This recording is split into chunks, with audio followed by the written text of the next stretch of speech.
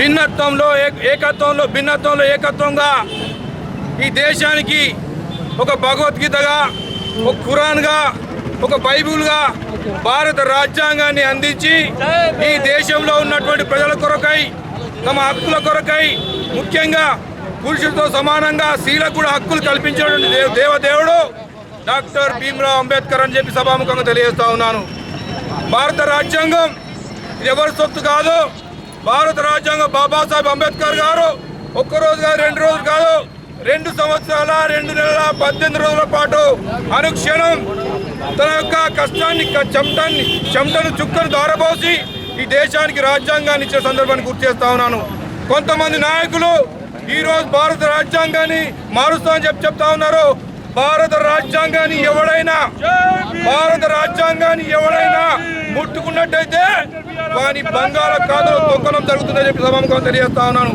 ఏది ఏమైనా కేవలం అంబేద్కర్ అనే వాడు దళితుడికే నాయకుడు కాదు, ఈ విశ్వమానవుడు నాయకుడు. ఆయనే కేవలం ఒక పురుషులకు మహిళలకు హక్కులు కల్పించలే, ఈ భూమి మీద ఉన్నటువంటి ప్రతి ఒక్క జంతువు కూడా సమాన హక్కులు కల్పించిన మహానాయుడు మరి బాబాసాహెబ్ అంబేద్కర్ అని చెప్పి సందర్భంగా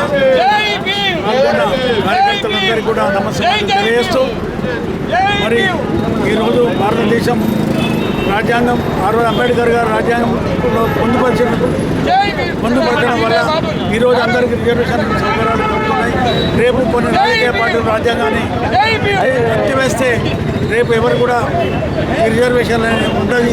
కావున రేపు జరగబోయే ఎన్నికల్లో తప్పకుండా ఎవరైతే దళితులకు బలహీన వర్గాలకు అండగా ఉండే కాంగ్రెస్ పార్టీని తప్పకుండా మనం గెలిపించి ఈ రాజ్యాంగాన్ని మార్చకుండా కాపాడుకోవాల్సిన బాధ్యత భారతదేశ ప్రజల మీద ఉందని తెలియజేస్తూ ఈ కార్యక్రమంలో పాల్గొన్న మిత్రులు డాక్టర్ బాబాసాహెబ్ భీమ్రావ్ అంబేద్కర్ గారి 133వ జయంతికి సందర్భంగా ఇక్కడికి విచ్చేసిన మాజీ చైర్మన్ గారికి, కౌన్సిలర్లందరికీ, నాయకులకు, ప్రజాప్రతినిధులకు ప్రతి ఒక్కరికి హృదయపూర్వక నమస్కారం తెలియజేస్తూ, అలాగే మీడియా మిత్రులకు కూడా నమస్కారం తెలియజేస్తూ, మరి ఆయన ఒక న్యాయవాది, ఆయన ఒక ఆర్థిక శాస్త్రవేత్త, ఆయన ఒక రాజకీయ నేత, ఆయన ఒక సంఘ సంస్కర్త.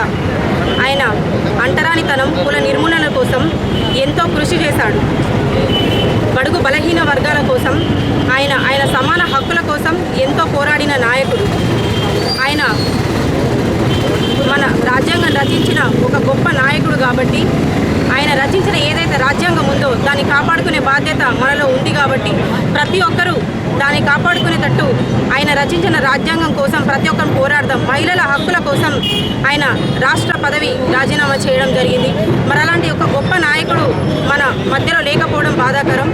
ఇప్పుడైనా కనీసం ఆయన రచించిన రాజ్యాంగాన్ని మనం కాపాడుకోవాలని ప్రతి ఒక్కరికి చెప్తూ, రాజ్యాంగాన్ని మార్చే అధికారం ఎవరికీ లేదు. ఆయన రచించిన రాజ్యాంగాన్ని మనం అందరం కాపాడుకుంటూ ప్రతి ఒక్కరికి స్ఫూర్తిదాయంగా నిలవాలని చెప్పేసి ప్రతి ఒక్కరికి తెలియజేస్తున్నాం.